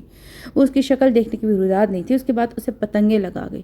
بند کرو اپنی بکواس، تم سب مردوں سے نفرت ہے مجھے، جاؤ چلے جاؤ یہاں سے، جاؤ۔ سہرش پر جنون سوار ہو چکا تھا۔ جہانگیر کو اس کی اس کیفیت سے گھبراہٹ ہوئی لیکن وہ بھی اٹل فیصلہ کر کے آیا تھا۔ تم بھول کیوں نہیں جاتی سب تلخ حقیقت کو؟ تم سمجھوتا نہیں کر سکتی سہرش؟ زندگی ہر بار تمہاری من پسند سوغات تمہاری جھولی میں نہیں ڈالے گی. خوش فہمیوں کا دائرہ اتنا وسیع نہ کرو کہ مایوسی کا سامنا کرنا پڑے. تم کیا سمجھتے ہو تمہارے ان بہلاؤں میں اگر تمہاری کی جانے والی ہر جاتی بھول جاؤں گی؟ سہرش زہر میں بھجی تھی جہانگیر کی طرف پھینک کر رخ موڑ چکی تھی، جبکہ جہانگیر کو ہر بار کی طرح اس بار بھی مایوسی کا سامنا کرنا پڑا. جسم پر لگے گھاؤ تو بھر جاتے لیکن روح پر لگنے والے تعمر رہتے ہیں، اور جیسے جیسے گزرتا ان میں سے خون رس رس کر سور بن جاتا ہے. سہرش بھی انہیں گھاؤں سے گھائل ہو گئی تھی. وقت گزرتا رہا، اپنے سامنے ہر چیز کو رونتا ہوا سیلاب کے پانی کی طرح جو کہ بڑھتا چلا جاتا ہے. یہ نہیں دیکھتا کہ اس کی زد میں کتنی لہلہاتے فصلیں آتی ہیں، کتنے مکانوں کو ڈھا دیتا ہے. بس اسے تو آگے بڑھنے سے مطلب ہوتا ہے. سہرش نے بھی وقت کے ساتھ جینا سیکھ لیا تھا. وقت کی ایک بات اچھی ہوتی ہے کہ وقت اچھا ہو یا برا گزر ہی جاتا ہے. اب سہرش کمرے میں بند نہیں رہتی تھی، بلکہ اس کا زیادہ تر وقت نگین یا بیجان کے ساتھ گزرنے لگا تھا. جہانگیر کی بھی چھوٹے موٹے کام کرنے لگی تھی. جہانگیر کو گونا سکون کا احساس ہوا. اس کی محنت زیادہ نہیں تو کم رنگ تو لے آئی تھی. جہانگیر کو اپنے اور اس کے مابین ہونے والے رشتے کا احساس ہوتا تھا، لیکن وہ سہرش کو فی الحال کسی بھی رشتے کی نوعیت سمجھانے کی پوزیشن میں نہیں تھا. اندھیروں نے توڑ دی ہے درختوں کی ٹہنیاں، کیسے کٹے گی رات، پرندے اداس ہیں. دسمبر کے اوائل دن تھے، سارے دن سرد ہوائیں چلتی رہتی تھی. فضا میں تیرتا کہرا موسم کی شدت کا گواہ تھا. اس حساب سے سرد اور برفیلی تھی. باہر ہواؤں کے جھکڑ چل رہے تھے. یکبستہ ہوائیں اور درختوں کے پتوں کو بھی تھرائی دیتی تھی. بیڈ پر کمفرٹر اوڑے سکڑی سمٹی لیٹی تھی، لیکن جسم ٹھنڈے کے باعث اکڑا ہوا تھا. اس نے آنکھوں سے بازو ہٹا کے دیکھے تو آتش دان روشن تھا، اور کمرے میں موجود ملجر اندھیرے میں نارنجی روشنی کا آتشی سا خوفناک تاثر معلوم ہوتا تھا. جہانگیر کو کمرے میں آتے دیکھ کر سہرش نے کمفرٹر منہ تک کھینچ لیا تھا. ابھی تک خفا ہو مجھ سے؟ جہانگیر نے اس کے برابر میں بیٹھے ہوئے اس کے سفید مومی ہاتھوں کو تھام لیا تھا. مجھے کوئی ضرورت نہیں ہے ایسے ویسے سے خفا ہونے کی. سہرش نے نہایت تنفر سے اس کا ہاتھ جھٹکا. کوئی تو ایسا دن بھی آ گیا ان بےعقل دنوں میں جب تم مجھے دیکھ کر مسکراؤ گی. جہانگیر نے پوری امید نظر سے اسے تکا. حسرت ہی رہ جائے گی انشاءاللہ. وہ اتنی چڑی تھی کہ بے ساختہ چیخ پڑی. بیچارے کے سمجھانے کے لیے ایسا تھا کہ وہ دونوں مشترکہ کمرے میں قیام پذیر تھے. یوں بھی سہرش نے سمجھوتہ کرنا سیکھ لیا تھا. آج بڑے دنوں بعد جہانگیر اور سہرش بیجان کے کمروں میں ایک ساتھ موجود تھے. ہلکی پھلکی گپ شپ کے ساتھ چائے سے لطف اندوز ہو رہے تھے. آسمان پر کالی گھٹاؤں نے ڈیرا جمایا ہوا تھا. ٹھنڈی ٹھنڈی ہوا کھڑکی سے آتی ہوئی بھلی لگ رہی تھی. جہانگیر، ہم نے سوچا ہے کیوں نہ اب تم ولیمہ کر لو، کچھ رشتہ داروں کو بھی مدعو کر لیں گے. اب اس رشتے کی حقیقت سب کو بتا دینی چاہیے. بیجان کی بات پر جہانگیر نے معنی خیز سے سہرش کو دیکھا جو شاید کہیں اور گم تھی. یہ اس کی نظروں کی تپش ہی تھی جو وہ خیالوں کی دنیا سے باہر. جہانگیر کو اپنی طرف دیکھتا پا کر نظروں کا زاویہ بدل جواب نہیں دیا تم دونوں نے میری بات کا. اب کے بیجان نے اینک آنکھوں کے سامنے کر کے دونوں کو غور سے دیکھا جیسے ان کے تاثرات نوٹ کری ہوں. جی بالکل بھی جیسا آپ مناسب سمجھے ہم راضی ہیں. جہانگیر نے گڑبڑاتے ہوئے کہا. ہاں سب جانتی ہوں. میں نے کہا تو مجھ سے بڑا پوچھ کر آیا تھا نا. بیجا نے تنزیہ انداز میں جہانگیر کو ایک دھپ لگائی. جس کا نے کہا تو اسے تو نہیں پوچھا گیا. آپ تو پھر بہت دور ہیں. نہ چاہتے ہوئے سہرش نے تنفر سے کہا اور کمرے سے نکل چکی تھی، جبکہ جہانگیر نے ندامت سے سر جھکا لیا تھا. بیجا نے ابھی تک سہرش کی باتوں پر غور کری تھی. بیٹا کتنے خراب ہو گئے تمہارے بال؟ ہیں تو ماشاءاللہ بہت لمبے، لیکن اگر خیال نہیں کرو گی تو اور زیادہ خراب ہو جائیں گے. آج بیجان سہرش کے سر میں تیل کی مالش کری تھی. بیجان آپ بہت اچھی ہے. خیال تو میری سگی ماں نے میں نہیں رکھا جتنا آپ رکھ رہی ہیں. آپ نہ ہوتی تو شاید میں کب کی مر جاتی. نہ بیٹا ایسے نہیں کہتے، اللہ ناراض ہوتا ہے. جہانگیر جو اپنی دھن میں انگلی میں گاڑی کی چابی گھماتا اندر آتا ہے. سہرش کو بیجان کے گھٹنوں میں سر دیا بیٹھ دیکھ کر خوشگوار حیرت ہوئی. بیجان آپ تو مجھے بھول ہی گئی، آپ کا کوئی بیٹا بھی ہے. جہانگیر نے دل دل میں سہرش کے لمبے اور گھنے بالوں کو پسندیدہ نگاہوں سے دیکھا. میں کیوں بھولوں گی، تمہارے پاس ٹائم ہی نہیں. مجال ہے جو اپنی ماں کا حال وال پوچھ لو. بیجان نے جہانگیر پر چڑھائی کر دی. سہرش کی دبی ایسی دیکھ کر جہانگیر کا منہ بن کر کھنسانے لگا. آپ کو پتہ تو ہے کہ میں کتنا بزی رہتی ہوں، پھر بھی آپ مجھے ہی ڈانٹتی ہے. جہانگیر کے لہجے میں خفگی کا عنصر شامل تھا. سہرش اٹھ کر کمرے میں چلی گئی تو جہانگیر نے اس کی جگہ سنبھالی تھی. ہاں میرا بچہ بہت محنتی ہے. کم عمری میں نازک کندھوں پر بوجھ اٹھا لیا تھا. اللہ تجھے 2 جگ کی خوشیاں دے. آمین. بیجان نے ممتا بھرے لہجے میں کہتے ہوئے جہانگیر کا ماتھا چوم لیا تھا. تمہیں بڑی ہنسی آ رہی تھی. جہانگیر نے اسے آئینے کے سامنے کھڑے پا کر کہا. کیوں، اس پر بھی پابندی ہے؟ آئینے میں نظر آنے والے جہانگیر کے عکس گھورا اور اس کے پاس سے گزر کر جان لگی تھی کہ جہانگیر نے اس کی کلائی تھام لی تھی. یہ کیا بدتمیزی ہے، ہاتھ چھوڑو میرا. بدتمیزی سمجھ لو، میں تو نہیں چھوڑنے والا. کرنا ہے جو کر لو. جہانگیر نے ڈٹائی سے اس کی چمکدار آنکھوں میں دیکھتے ہوئے کہا تھا. تم کچھ زیادہ ہی اپنی لمٹ کراس کرنے نہیں لگے ہو. میں کہتی ہوں ہاتھ چھوڑو. نہ تم نہیں، آپ. جہانگیر نے اس کی کلائی پر اپنی گرفت اور مضبوط کر دی. سہرش نے زور لگا کر اپنی کلائی چھڑوانی چاہیے اور دونوں ہاتھوں کا دباؤ اس کے سینے پر ڈال کر دور دھکیلا اور خود واش روم میں گھس گئی. جہانگیر نے غصے میں زوردار ٹھوکر ٹیبل کو ماری اور کمرے سے چلا گیا تھا. وہ ہر دفعہ اس کے سامنے بے بس ہو جاتا تھا. جب بھی اس کی آنکھوں میں دیکھتا تھا تو بیتے دنوں کی کہانی یاد آ جاتی تھی. اس کی آنکھوں میں درد آج بھی ہلکورے لیتا تھا. اس نے وقت کے ساتھ چلنا تو سیکھ لیا تھا، لیکن گزرے وقتوں کی اذیت کو نہیں بھلا سکی تھی. اور وہ درد پڑنے والا کوئی نہیں بلکہ درد دینے والا تھا، لیکن مجبور و بے بس. جب وہ واش روم سے باہر نکلی تو ملازمہ اسے بیجان کا پیغام دے کر چلی گئی. وہ کمرے کی حالت پر غور کرنے لگی جو جہانگیر کر گیا تھا. اور تو کوئی کام نہیں، بس ہر چیز کو اپنی اجارہ داری سمجھتے ہیں، لیکن میں کوئی چیز نہیں. بڑبڑاتے ہوئے کمرہ سمیٹنے لگی. دھیان کہیں اور ہونے کی وجہ سے میز کا ٹوٹنے والا شیشہ اس کے ہتھیلی پر لگ چکا تھا. تکلیف سے اس کے آنسو نکل گئے تھے. جہانگیر پلٹ کے کمرے میں آنے لگا تھا. سہرش کو اپنا ہاتھ پکڑے روتا دیکھ کر اس کے پاس چلا آیا. یہ کیا کر لیا؟ دکھاؤ ادھر۔ سہرش نے چپ چاپ اپنا ہاتھ اس کے سامنے کر دیا۔ جہانگیر اس کی پٹی کر کے اپنی فائل اٹھا کر کمرے سے نکل چکا تھا۔ میری شخص کو اتنا نفرت سے دھتکار دی، پھر بھی ہر دفعہ تکلیف میں میرے ساتھ کھڑا ہوتا ہے۔ اس نے تو وہی کیا جو اسے ٹھیک لگا، جو میری قسمت میں لکھا تھا وہ تو ہو ہی گیا۔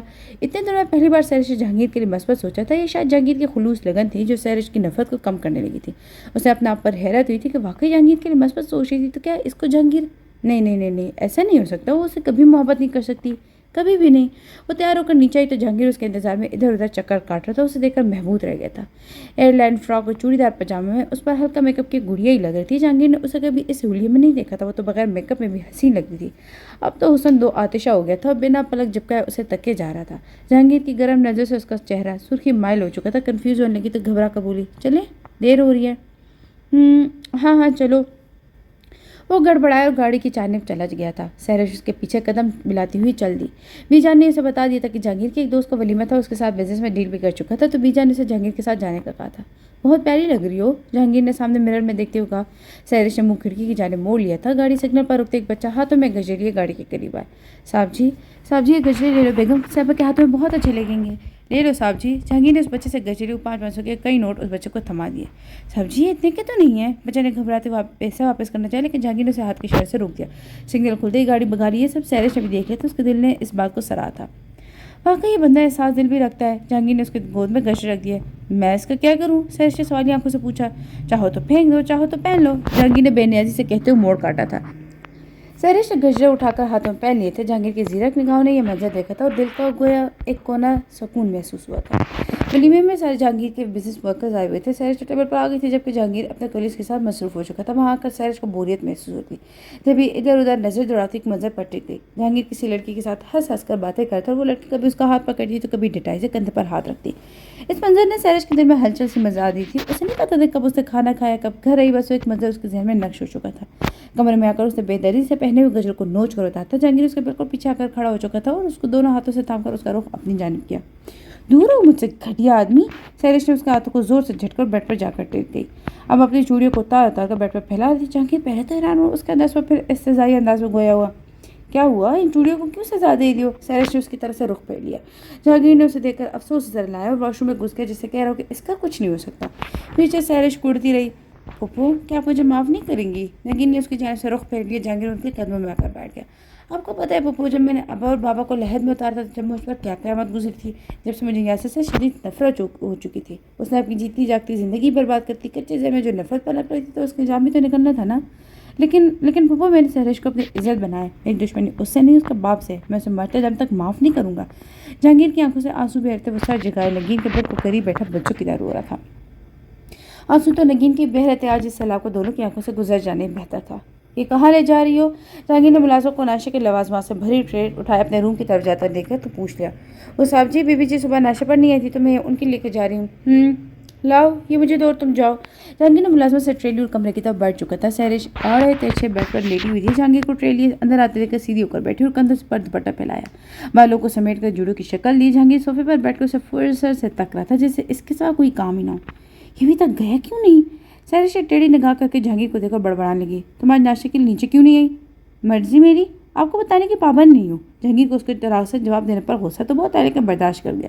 منہ دھو کر آؤ اور ناشتہ کرو جلدی، جہانگیر نے سنجیدہ آواز میں کہا تو سہرش چو چرا کیے بغیر باتھ روم میں گھس چکی تھی۔ ریڈی ہو جاؤ، آج ہم آؤٹنگ پر جائیں گے اور شاپنگ بھی کریں گے۔ ناشتے سے فراغ کے بعد جہانگیر نے آگے کا پلان سہرش کے گوشت گزار کیا۔ سہرش سالوں پہلے اس لمحے میں چلی گئی جب یہ لفظ یاسر نے بھی اسے کہے تھے۔ آنکھوں کے گوشے نم ہو چکے تھے جب وہ کتنا خوشی تھی اور اب اسے کسی بات سے کوئی فرق نہیں پڑتا تھا۔ جہانگیر جو اسے دیکھ رہا تھا اس کے قریب آ کر بیٹھ چکا تھا، اس کا ہاتھ پکڑ کر رخ اپنی جانب کیا۔ کیا ہوا؟ سہرش نے اس کا ہاتھ جھٹک دیا۔ کھڑکی پر جا کر کھڑی ہو چکی تھی۔ مجھے نہیں جانا کہیں بھی، سہرش نے بھرائی ہوئی آواز میں کہا۔ آخر تمہارے ساتھ مستق کیا ہے؟ میں جتنا تمہاری بدتمیزی برداشت کروں اتنی سر پر چڑھ رہی ہو، میں وہ اور برداشت نہیں کروں گا، سن لو تم۔ جہانگیر کی برداشت ختم ہو چکی تھی، جتنا اسے نرمی سے بات کرتا اتنی ہتھے سے اکھڑ جاتی تھی۔ تو کس نے کہا ہے برداشت کرو؟ خود ہی پیچھے پڑے رہتے ہو، جان عذاب میں آ گئی میری۔ یہاں پر جہانگیر کی برداشت ختم ہو چکی تھی۔ جہانگیر نے زوردار تھپڑ اس کے گال پر رسید کیا جیسے وہ لڑکھڑا گئی، لیکن پھر سنبھل چکی تھی۔ یہ تمہاری زبان جو کینچی کی طرح چلتی ہے نا، اس کو کنٹرول کرو ورنہ مجھے کاٹنی بھی آتی ہے۔ جہانگیر کی رگیں تن چکی تھی، غصے سے چہرہ سرخ ہو چکا تھا۔ سہرش گال پر ہاتھ رکھ کے اسے خونخوار نظر سے دیکھ رہی تھی۔ तुम मर्दों को और आता ही क्या है सिवाय औरतों को मारने के अलावा, बाहर में जाओ मेरी बला से। जहांगीर कहकर लंबे लंबे ढक बजते कमरे से निकल चुका था और अपनी किस्मत पर आंसू बहाती रही। काफ़ी सारे दिन यूं ही गुजर गए। नगीन सारा सारा दिन अपने रब के हुजूर इबादत में मसरूफ़ रहती। जहांगीर अपने बिजनेस के सिलसिले में आउट ऑफ सिटी गया होता। थोड़ी देर बाद सहरिश जो उसके करीब हुई थी अब उस रात के मज़े के बाद फिर बेदिली से हो गई थी जहांगीर से, और रही सही कसर जहांगीर के थप्पड़ ने पूरी कर दी थी। और चाहे कितनी भी लापरवाह हो, जिद्दी हो, लेकिन कहीं ना कहीं वो इस गुमान में रहती कि मेरे शौहर कभी मुझ पर हाथ नहीं उठा सकता, और यही एक गुरूर होता है जिसकी बना पर वो अपनी ज़िंदगी के माह साल इसी के संग गुजार देती है। सहरिश भी से खुशफहमी में मुब्तला हो गई थी कि वो उसकी बदलती नज़र को समझ रही थी। खुद बखुद एक मान होने लगा था कि अब कुछ भी हो वो मुझे सपोर्ट करेंगे, लेकिन वो ये भूल गई थी कि जहांगीर एक मर्द है। सहरिश इस वक्त खुद अजियती का शिकार हो चुकी थी। जहांगीर को जिम्मेदार ठहरा रही थी, लेकिन इसको एक मोहम से उम्मीद थी कि आएगा उसके पास अपने रवैये की मुआवजा करने, लेकिन उसकी उम्मीद इस वक्त दम तोड़ गई जब उसके पूछने पर मुलाजमा बताया कि बिजनेस के सिलसिले में गया हुआ है। न सहरिश ने खुद रब्ता किया, न जहांगीर ने ज़रूरत महसूस की। जहांगीर थक गया था उसे मनाते मनाते। आखिर इंसान था, कभी तो उसको सहरिश के रवैये से दिल बर्दाश्त होना था। खिड़की में खड़े वो सिगरेट पर सिगरेट फूंक रहा था। सोचते सोचते जब थक गया तो उसके दिल में एक मोहम सा एहसास जगा। इसी एहसास के तहत उसने 15 दिन बाद उसको कॉल करने का सोचा। वो जब अपने जहन में जहांगीर के खिलाफ सोच रही थी, कहीं दूर से उस मोबाइल के रिंगटोन की आवाज़ आई। पहले तो उसे नज़रअंदाज किया, लेकिन मुसलसल बेल होने पर उसे तकिया हटाए कर देखा तो फिर साइड टेबल की दराज खोली। सामने पड़े सेलफोन की आवाज़ अब मध्यम हो चुकी थी, अलबत्ता स्क्रीन की लाइट अभी भी रोशन थी। पहले तो उसे हैरत हुई थी कि किसका मोबाइल है, क्योंकि जहांगीर के मोबाइल का उसे पता था। जब कॉल दोबारा आने लगी तो उससे रिसीव की। अस्सलाम वालेकुम, कैसी हो? जहांगीर के आवाज़ पर उसके दिल को सुकून महसूस होता। उसका दिल चाहा वो उसकी आवाज़ सुनती ही रहे। इस वक्त वो सब कुछ भूल चुकी थी। उसे याद था तो ये कि कितने देर बाद उसकी आवाज़ सुननी थी। क्या बात नहीं करोगी? कमाल का यकीन था उसे कि वो उसकी आवाज़ सुन रही है। ये कैसा यकीन था? मोहब्बत का। मोहब्बत? हाँ मोहब्बत। मोहब्बत ही तो है। हो गई थी उसे सहरिश से। ज़रूरी तो नहीं कि अहद व पैमा के बाद ही हो मोहब्बत। मोहब्बत तो वो एहसास है जो अचानक से दिल में पैदा हो जाए और ऐसा से उसकी जड़ें मजबूत से मजबूत तर होती चली जाएँ, दिल की मसंद पर काबिज हो जाती है। मोहब्बत में महबूब की हर अदा अजीज़ होती है। जहांगीर को यकीन था कि कॉल पिक करेगी और इस यकीन का नाम ही मोहब्बत है। मैं ठीक हूँ, आप कैसे हैं? जहांगीर का दर्द उसकी आवाज़ सुनकर ख़त्म हो चुका था। उसका मूड खुद ब खुद खुशगवार हो चुका था। शायद ये पहली दफ़ा सहरिश ने उससे नरम लहजे में बात की थी। मैं बहुत अच्छा हूँ, तुम्हें तो पता होगा। जहांगीर के लहजे में शोखी शरारत दर आई थी। सहरिश ने हनकारा भरा। काफ़ी देर दोनों एक दूसरे की सांसों के तसलसल को सुनते रहे। कहने को कुछ था ही नहीं। सहरिश ने कॉल काट दी थी। दोनों के लिए शायद ये सुकून की रात थी, हर फिक्र से आज़ाद। रात का पता नहीं कौन सा दोपहर था जब दूर कहीं से दरवाज़ा खटखटाने की आवाज़ आ रही थी। आवाज़ तेज़ हुई तो सहरिश हड़बड़ा कर उठ बैठी तो पता चला कि दरवाजे किस बार कोई दरवाज़ा बजा रहा है। उसने आंखों को बमुश्किल खोला दरवाजे के पास गई। जहांगीर ने कमरे में कदम रखा तो नाइट बल्ब की मदद से रोशनी पूरे कमरे में फैली हुई थी। सहरिश ब्लैक सूट में बंद होती आंखों को खोलने की कोशिश में लगी थी। उसे टक्कर टक्कर देखती है, समझने की कोशिश करी कि वाकई वही या फिर ख्वाब। जहांगीर से दरवाजे के सामने से हटा तो अंदर लाइट रोशन की। आप अभी कैसे हैं? आप तो गए हुए थे ना? क्यों भाई, मैं नहीं आ सकता क्या? जहांगीर ने सोफे पर बैठे अपने जूते और मोजे उतारे। नहीं, मैंने ये नहीं कहा। सहरिश ने आगे बढ़कर पानी का गिलास उठाया, जहांगीर के आगे कर दिया। जहांगीर ने गिलास लेते हुए उसका जायजा लिया। बाल पुष्प पर बिखरे हुए थे, कच्ची नींद से बेदारों के तहत आंखों में लाल लाल लाइनें नमूदार हो गई थी। सॉरी यार, मैंने तुम्हें जगा दिया। असल में मेरे पास चाबी नहीं थी रूम की, मैं यही भूल चुका था। तुम सो जाओ, आप खाना खाएंगे? सहरिश ने उसके भूख के ख्याल से पूछा था। नहीं, मैंने रास्ते में खा लिया था। वैसे आज तो तुम पक्की बीवी लग रही, कहीं मैं कोई ख्वाब तो नहीं देख रहा? तेरा चुटकी तो काटना। जहांगीर ने अपना हाथ उसके आगे कर दिया। सहरिश ने उसकी चुटकी काटी थी। जहांगीर की चीख निकल चुकी थी। ये तुमने चुटकी काटी है, नाखून गड़ा है? जहांगीर ने बाजू सहलाते उसे घूरी से नवाजा। आप ही ने तो कहा था कि चुटकी काटना। सहरिश ने मासूमियत की हद करते हुए आंखें पटपटाईं। अच्छा इधर आओ। जहांगीर ने खींच कर उसे अपने पास बैठाया। मेरी याद नहीं आई कि नहीं? नहीं, सहरिश ने साफ झूठ बोला, वरना सारा दिन तो वो उसे ही सोचती रहती थी। अच्छा, आंखों में देखकर बताओ जरा। सहरिश उसकी आंखों में ज़्यादा देर न देख सकी, पलकें झपका दी। जहांगीर का जानदार कहका फिजा में बुलंद हुआ। खिड़की के उस पार दूर फलक पर तारे अपनी पूरी आबोताब के साथ जगमगा रहे थे। सहरिश की सारी तलखियों को जहांगीर की मोहब्बत ने मिटा दिया था। बहुत सालों बाद सहरिश सुकून की नींद सोई थी। इस हिसाब से उसकी सुबह भी मीठी मीठी। ज़रूरी नहीं कि ज़िंदगी सिर्फ दर्द ही नहीं देती, बल्कि उन दर्द पर मरहम भी रखती है। बस इनको जीने का हौसला होना चाहिए। बेटा तुम दोनों मार्केट चले जाओ, वलीमा भी करना है या नहीं? बीजान ने जहांगीर को कहा जो रिमोट हाथ में लिए चैनल सर्च करता। बीजान, मेरा जाना ज़रूरी है क्या? जहांगीर ने झंझनाते हुए पूछा। नहीं बेटा, चलो तो मुझे मनना है। बीजान के पापा जहांगीर ने कहकर लगाया। चल जाओ जल्दी से, इस बच्ची को भी कहीं लेकर नहीं गया, इस बहाने बच्ची का भी दिल बहल जाएगा। बच्ची कौन? जहांगीर ने पतलियां ने सकेट कर पूछा। आए हाय, क्या पगला गया क्या? अपनी सहरिश और कौन? ला हौला वला कुव्वत। बीजान वो बच्ची कहाँ से है? मुझे पूछे क्या है वो? क्या बड़बड़ा रहा है? ऊंचा बोल। नहीं कुछ नहीं। जहांगीर ने चुप रहने में आफियत जानती। लो आ गई आपकी बच्ची, पूछने से जाएगी या नहीं? सहरिश को आते देखकर जहांगीर ने बीजान को मुखातिब किया। तुमने ना करो, अभी मार्केट चले जाओ, जो लेना हो ले आना, बीच में एक दिन तो रह गए। किस सिलसिले में बीजान? सहरिश ने नासमझी से पूछा। लो भले बेटा, तुम्हारा वलीमा क्या जहांगीर ने नहीं बताया? बीजान ने जहांगीर को कड़े तेवर से घूरा। बताया था, क्यों नहीं बताया बीजान? बताया था ना। जहांगीर ने सहरिश को सख्त नजर से देखा। جی بتایا تھا، میرے ذہن میں نہیں رہا۔ سیرش نے گھبرا کر جلدی جلدی کہا، وہ انہیں کیا بتاتی، اتنی بات نہ ہونے کے برابر ہوتی تھی، اور دونوں میں ابھی بھی بیچ میں اندیکھی اجنبیت کی دیوار ہیل تھی۔ پل میں معاشہ اور پل میں توڑا والی کیفیت تھی۔ دکانوں کے چکر کاٹتے ہوئے 2 گھنٹے ہو چکے تھے، لیکن سیرش کو برائڈل ڈریس پسند ہی نہیں آیا تھا۔ جو جہانگیر کو اچھا لگتا ہے سیرش کو پسند نہیں آتا تھا۔ جہانگیر کو ویسے الجھن ہوتی تھی ان سب چیزوں سے، اوپر سے سیرش کو کچھ پسند ہی نہیں آتا۔ جہانگیر کا غصہ سوا نیزے پر پہنچ چکا تھا۔ اگر تم 15 منٹ میں کوئی ڈریس پسند نہیں کیا تو میں تمہیں دکان سے اٹھا کر باہر پھینک دوں گا۔ جہانگیر سیرش کے کان میں غرایا۔ دکان کے ورکر نے دیکھا تو منہ چھپا کر ہنسنے لگے۔ اللہ اللہ کر کے اسے سلور اور پنک کلر کی میکسی پسند کی۔ جہانگیر نے پیمنٹ کے پارکنگ کی طرف بڑھنے لگی۔ آپ نے تو ڈریس نہیں لینا کیا؟ سیرش سے گاڑی کے سمت جا کر دیکھتے پوچھا۔ تمہارے ساتھ تو بالکل بھی نہیں لوں گا، میرے باپ کی توبہ جو اب تمہارے ساتھ شاپنگ پر آؤں۔ جہانگیر نے اسے کھری کھری سنا دی، جس پر سیرش کی شکل رونے والی ہو چکی تھی۔ مجھے سینڈل بھی لینے تھے، میں خود لا دوں گا۔ سیرش نے پھر کچھ نہیں پوچھا، اس سے بعید بھی نہیں تھی کہیں یہی نہ چھوڑ دے۔ گھر آ کر وہ تو کمرے میں بند ہو چکی تھی، جبکہ جہانگیر آفس چلا گیا تھا۔ بیجا کے کہنے پورا گھر رنگ برنگی کمکموں سے سجایا گیا تھا۔ جہانگیر نے تو منع کیا تھا کہ بیجا نے اس کے بعد کی تردید کر دی تھی۔ میرے ایک ہی تو بیٹا ہے، اس کی خوشی میں دھوم دھام سے منانا چاہتی ہوں۔ اتنے سالوں بعد تو حویلی میں کوئی خوشی آئی ہے، کیوں نگی؟ صحیح کہہ رہی ہوں نا؟ آج نگین بھی سب کے ساتھ وہاں موجود تھی۔ کافی سالوں بعد حویلی میں رونق لگی تھی، دور دراز سے رشتے دار آئے ہوئے تھے۔ پپو آپ نے مجھے معاف کر دیا نا، میں آپ کا اور سیرش کا گنہگار ہوں، پلیز مجھے معاف کر دیں۔ جہانگیر نگین کے سامنے دو زانوں ہو کر جھکے ہوئے سر کے ساتھ معافی مانگ رہا تھا۔ نگین نے نم آنکھوں سے اس کی کشادہ پیشانی پر بوسہ دیا۔ وہاں بیٹھے ہر شخص کی آنکھیں نم ہوئی تھیں۔ بس آج کے بعد حویلی میں کوئی نہیں روئے گا۔ جہانگیر نے نگین اور بیجان کے آنسو صاف کرتے سیرش کی طرف دیکھتے ہوئے کہا۔ سیرش سو کر اٹھی۔ سامنے صوفے پر کافی سارے شاپنگ بیگز پڑے ہوئے تھے۔ کھول کر دیکھا تو کسی میں جیولری، کسی میں سینڈل اور کاسمیٹکس تھے۔ جناب کی چوائس تو بہت اچھی ہے، شکل سے تو روکھے پیکھے ہی لگتے، اور لگتے ہیں لڑکی کو شاپنگ کا پورا تجربہ ہے۔ اس پہ ان کا تو کوئی سوٹ ہی نہیں، کیا اپنی چیزیں نہیں لائے؟ آئیں گے تو پوچھ لوں گی۔ لاؤنج میں سب بیٹھے ہوئے خوش گپی میں مصروف ولیمے کے ارینجمنٹس پر بات کر رہے تھے۔ سارا جو کہ جہانگیر کی بڑی بہن تھی، اپنے شوہر 2 بچوں سمیت حویلی میں آئی ہوئی تھی۔ بڑا بیٹا ریحان، چھوٹی بیٹی شبانہ دونوں اسکول میں پڑھتے تھے اور اب ماموں کی شادی میں شرکت کے لیے آئے ہوئے تھے۔ ماموں ممانی کہاں ہیں؟ یہ ریحان تھا جیسے سیرش کے دیدار کی کچھ زیادہ ہی جلتی تھی۔ لو آ گئی تمہاری ممانی۔ جہانگیر نے ریحان کو بتایا۔ سیرش نیچے آئی تو نئے نئے چہرے دیکھنے کو ملے۔ سارے نے آگے بڑھ کر اسے گلے لگائے۔ تم تو بہت پیاری ہو ماشاءاللہ سے۔ سیرش نے ناسمجھی سے جہانگیر کو دیکھا۔ یہ میری بہن ہے بڑی۔ جہانگیر نے اس کی سوالی نظر کو سمجھ لیا تھا، جبکہ اس کی مشکل آسان کر دی تھی۔ ماشاءاللہ چاند سورج کی جوڑی لگ رہی ہے۔ سارا نے سیرش کا ہاتھ پکڑ کر جہانگیر کے برابر میں بٹھاتے ہوئے بلائے لی۔ آخر پسند کس کی ہے؟ جہانگیر نے کالر کھڑے کر کے فخر سے کہا، جسے پتہ نہیں کتنی محبت کی شادی ہو۔ سیرش نے اسے دیکھا تو جہانگیر نے شوخی شرارت سے اس کا ہاتھ تھام لیا تھا۔ اسے گھبرا کر چھڑانا چاہا تو جہانگیر نے اپنی گرفت مضبوط کر لی۔ تم دونوں نے اپنی شاپنگ کر لی؟ جی بھی جان، سیرش نے ہاتھ چھڑاتے ہوئے بتایا۔ آج سراپی میں آپ کو شاپنگ دکھاتی ہوں۔ سیرش نے جان چھڑوانے کے لیے وہاں سے اٹھنے میں عافیت جانی۔ چلو، جہانگیر نے سیرش کو گھورے جھک کے سیرش نظر انداز کرتی سیڑھیاں چڑھنے لگ گئی تھی۔ سلور اور پنک کلر کی میکسی زیبتن کی نفیس جیول پہنے اور پرستان کی کوئی پری لگ رہی تھی۔ ساتھ کھڑا جہانگیر شہزادہ لگ رہا تھا، جو بھی انہیں دیکھ رہا تھا سراہے بنا نہ لے سکا۔ کہتے نا کبھی کبھی حالات ہمیں ہمارے خلاف لگتے ہیں، لیکن ان مشکلات میں چھپی ہوئی آسانیوں کو نہیں جان سکتے۔ ہمارا رب ایک دروازہ بند کرنے سے پہلے 1000 راستے کھول دیتا ہے۔ اس کی مصلحت ہے وہی جانے، ہماری ناقص عقل وہاں تک نہیں پہنچ سکتی۔ بے شک وہ ہمارے لیے جو کرتا ہے بہترین کرتا ہے۔ ولیمے کا فنکشن اپنے عروج پر تھا۔ سب رشتہ داروں محلے داروں کو مدعو کیا گیا تھا۔ جیسے ہی جہانگیر اور سیرش کی انٹری ہوئی، ہال مختلف روشنیوں سے جگمگا اٹھا تھا اور ہر طرف تالیوں اور موسیقی کی آوازیں گونجنے لگیں۔ لیکن سیرش کی آنکھیں کسی کو ڈھونڈ رہی تھی۔ مکمل ماحول میں اسے سب ادھورا سا لگ رہا تھا، اور وہ کمی سیرش کی ماں کی تھی۔ اس کی آنکھوں میں بار بار آنسو امڑ رہے تھے، جنہیں وہ اپنے اندر اتار رہی تھی۔ کئی بار اسے جہانگیر سے کہنے کی سوچا بھی، لیکن ہمت نہیں ہوئی۔ اسی لمحے ایک لڑکا اسٹیج پر آیا اور جہانگیر کے کانوں میں کچھ کہا، پھر چلا گیا۔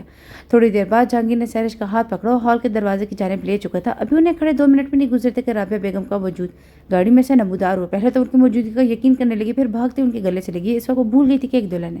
اسے یاد تھا تو بس یہ کہ سامنے کھڑی اس کی ماں اور وہ ایک بیٹی جو اپنی ماں سے 4 سال بعد مل رہی تھی۔ ماں سے مل کر اسے باپ کا غم یاد آ گیا تھا۔ وہ جیسا بھی تھا، لیکن اس کے لیے تو ایک شفیع باپ ہی تھا۔ آج لگتا تھا کہ دل پھٹ جائے گا۔ رابعہ نے دھیرے سے اسے خود سے ہلا کی، اس کے ماتھے پر ممتا بھری مہر ثابت کی۔ جب سارے آنسو بہا لی تو جہانگیر کا خیال آیا۔ پیچھے مڑ کر دیکھا تو جہانگیر اسی کے انتظار میں کھڑا تھا۔ جہانگیر نے آگے بڑھ کر رابعہ بیگم کو سہارا دیا اور ہال میں لایا، جبکہ سیرش اس کے ساتھ ہم قدم کی تھی۔ جہانگیر اسٹیج سے اٹھ کر اپنے دوستوں کے پاس چلا گیا تھا، جبکہ سیرش رابعہ بیگم سے باتوں میں مشغول ہو چکی تھی۔ رابعہ بیگم نے نگین سے معافی مانگی، انہیں گل لگایا۔ نگین نے اعلیٰ ظفری کا مظاہرہ کرتے ہوئے انہیں خوشدلی سے معاف کر دیا تھا۔ 2 دن پہلے جہانگیر خانزادہ ہاؤس کیا تھا۔ آنٹی میں آپ کی بیٹی کا گنہگار ہوں، آپ کے سامنے جو چاہے سزا دے۔ نہ بیٹا نہ، معافی تو مجھے تم سے مانگنی چاہیے، جو یاسر نے تمہارے خاندان کے ساتھ کیا۔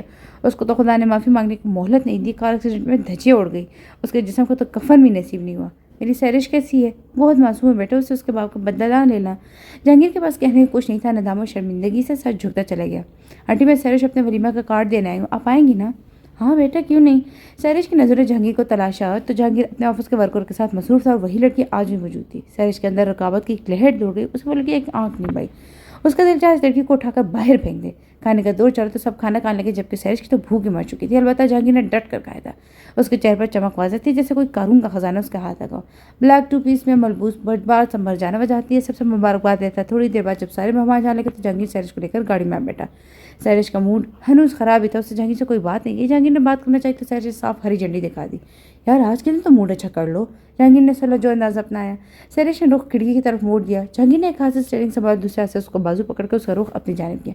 کیا ہوا؟ تھوڑی دیر پہلے تو تمہارا موڈ ٹھیک تھا، اب کیا ہوا ہے؟ جب تک بتاؤ گی نہیں تو کیسے پتہ چلے گا؟ ہر وقت لال پیلی رہتی ہو۔ جہانگیر نے اسے چھیڑ کر بولنے پر اکسایا اور یہ طریقہ کرامت ثابت ہوا۔ وہ لڑکی کون تھی؟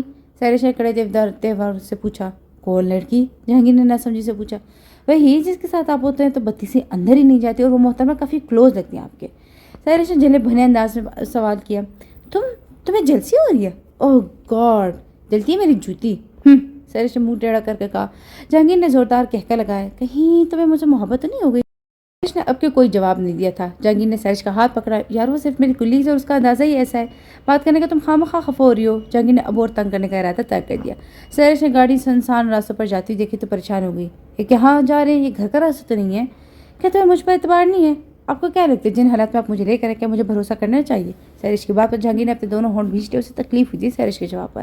سیرش نے تلخ حقیقت بیان کی، وہ بھی اپنی جگہ درست ہے، لیکن اس وقت جہانگیر کو اسے جواب کی توقع نہیں تھی، جبھی وہ خاموش ہو چکا تھا۔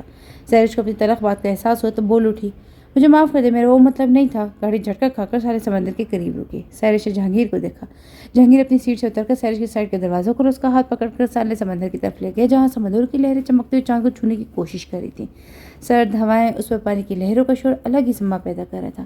جہانگیر نے جھک کر اپنے شوز اتارے اور سیرش کا ہاتھ پکڑ کر پانی کی جانب چلا گیا تھا۔ سیرش بھاری ڈریس میں دلہن بنی ہوئی سارے سمندر پاؤں تک آتے پانی میں موجود تھی۔ لہریں آتی ان کے پاؤں کو چھو کر گزر جاتی۔ جہانگیر نے سیرش کا ہاتھ مضبوطی سے پکڑا تو اسے محویت سے تک رہا تھا۔ میں آپ کا شکریہ ادا کرنا چاہتی ہوں۔ جہانگیر نے کچھ نہیں کہا سوائے دیکھتا رہتا۔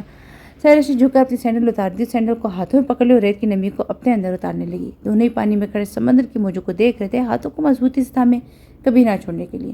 دونوں ہی کٹھن راستوں کے مسافر تھے، لیکن اب ان کی منزل آسان اور صاف تھی۔ باقی نوک جھوک تو ساری زندگی چلتی رہے گی، اور اس کے نام زندگی ہے۔